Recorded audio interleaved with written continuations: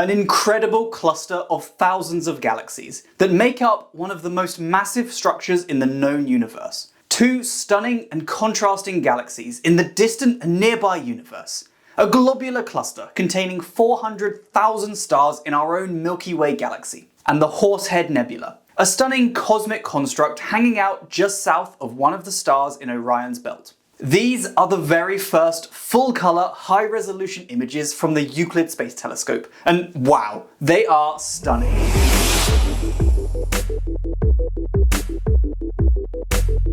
Until now, we've only seen commissioning images from Euclid. These were exciting at the time, but they weren't in colour, and they were still riddled with artifacts like cosmic rays, and they're now hard to compare to these brand new images. The telescope is designed to answer some of the biggest questions that we still have about our universe. Like, what exactly is it made of? And how do dark matter and dark energy behave? We think those things make up the majority of the universe, but we have pretty much no idea what they are. Euclid aims to shed light on these questions by mapping over 1 billion galaxies throughout the universe, and it's going to take some incredible images to do this. The telescope is a bit different to other familiar telescopes like JWST and Hubble. While these telescopes have narrow fields of view for taking close-up, high-resolution images, Euclid has a much wider field of view, letting it take broad landscapes full of thousands of galaxies at the same time. That's something that's really important to remember when we look at these images. It would take Hubble or JWST tens or hundreds or even thousands more pointings to reproduce what Euclid is able to do with one single pointing. Euclid won't typically be pointing at specific targets though, but here we were allowed to use a little time to hit some nice targets, with an entire day of observing time dedicated to these first images and their associated projects. These images are all taken from what's called the Early Release Observations, or EROs. These are targets that aren't necessarily part of Euclid's nominal survey, but they represent some of the science that Euclid will do, as well as being beautiful targets to capture our imagination and inspiration. 6 ERO proposals were accepted, and we're able to see images from 4 of those in this first release. We should note that Euclid will take spectra too to help it understand the galaxies it's looking at even better, but we're not seeing any spectra here today, just beautiful images instead. Let's start looking at them in detail right now, starting with the closest objects to us and moving further and further away as the video goes on. The closest one is the stunning Horsehead Nebula at 1,375 light-years away. It's part of the larger Orion cloud complex, and the Horsehead itself is just south of Alnitak, the easternmost star in Orion's belt. The structure we can see is stunning, with so much texture in the Horsehead shape, and the warm gas and dust that looks to be almost steaming off the large cloud in the heat and radiation from these stars. The brightest objects are Milky Way stars getting in the way of the image, and they feature 6 diffraction spikes, similar to how JWST stars look. Here, those are caused by the 3 struts that hold up Euclid's secondary mirror, but I have a full video that explains diffraction spikes on my channel if you'd like to see more about that. Another similarity between Euclid and JWST is that the background is never truly dark. There is always a background population of galaxies hanging out back there. Euclid is designed to see as many faint galaxies as possible, and that is really coming to the fore here. These telescopes just collect so much light that these faint galaxies are always popping out of the darkness in the background. They just can't take dark images.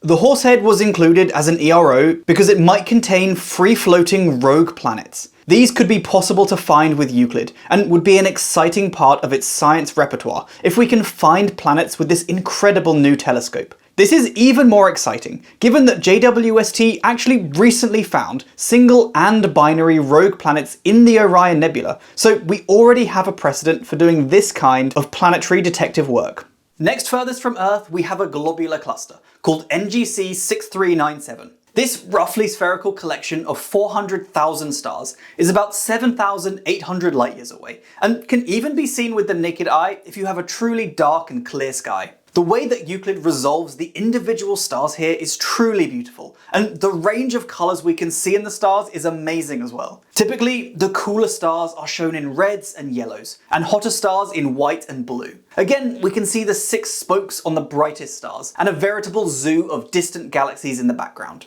We can punch in and see some of these stars and galaxies even closer, but also start to notice some strange things too. These odd rings and these purple ghosts aren't real objects. These are artifacts that remain in the image as a result of imperfections in the observations and in the processing. These EROs are not made of that many stacked images, so removing all of these artifacts right now is pretty difficult, especially as this is the first time we're processing Euclid images. We expect to get better at removing them in the future, and could even train machine learning networks to remove them for us without losing too much astronomical data. So don't worry, we're aware of them and we are dealing with them. For these images, they aren't really a huge problem, and I don't think they distract from the beauty and awe of the EROs. Now, it's time to scale up and see some galaxies. There are 2 images focused on individual galaxies here, before we head to a whole cluster of them. Firstly, we have NGC 6822, or Barnard's Galaxy. A barred irregular galaxy that's 1.6 million light years from us, and which is 7,000 light years in diameter.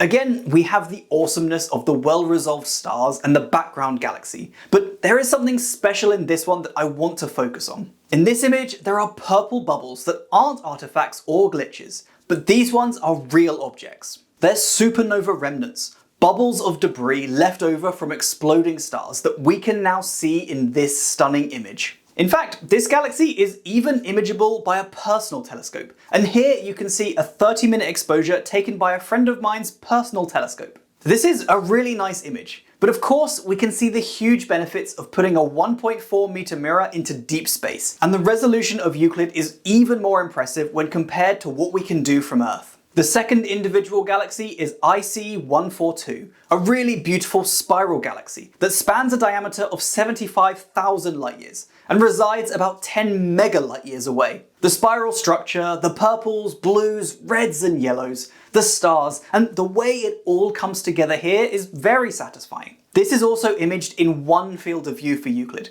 making this the sharpest image of a galaxy ever taken all at once. Normally they're mosaicked from many telescope pointings, but here we can do it all in one go with Euclid. From edge to edge, the galaxy looks about the size of the full moon on the sky, and Euclid can comfortably image objects even larger than that with its huge field of view. For this one, we can see another comparison from friend of the channel and fellow astronomer Tian Li, who took a 5-hour exposure for us to compare with Euclid.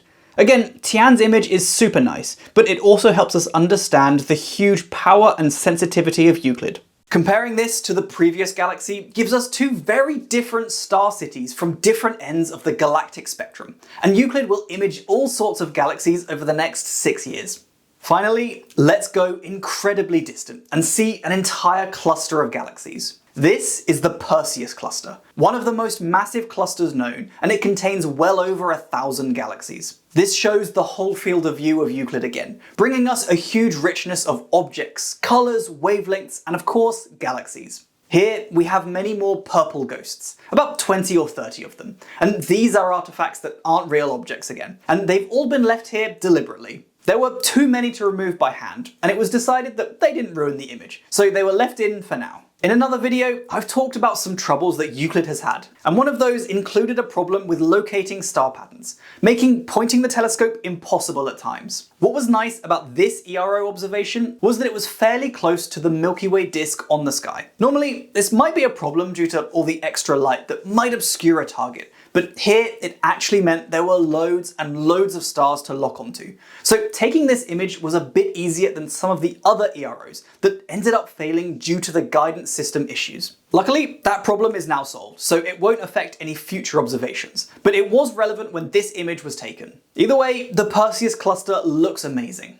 The main cluster is shown in the bright white areas, and there are so many galaxies hiding even behind this in the background. Some of the shapes and colours that we can see are just incredible, and I would love to hear about your favourite thing that you can find in any of these images in the comments below. The full resolution images are absolutely massive, at 24K by 24K pixels, which is well above the limit for what I can upload to YouTube. Download, read about, and explore those full resolution images with the links in the description. And they're even viewable on ESA Sky, an interactive webpage that makes exploring the sky easy and fun. Let me know what you think of these images. Are you excited by them, or are you just keen to let Euclid get on and make the largest galactic map we've ever seen? Let me know down there. Thanks a lot for watching, and subscribe if you enjoyed. It really helps me out a ton, and I'll do a little fist pump all on my own for every single one of you that subscribes.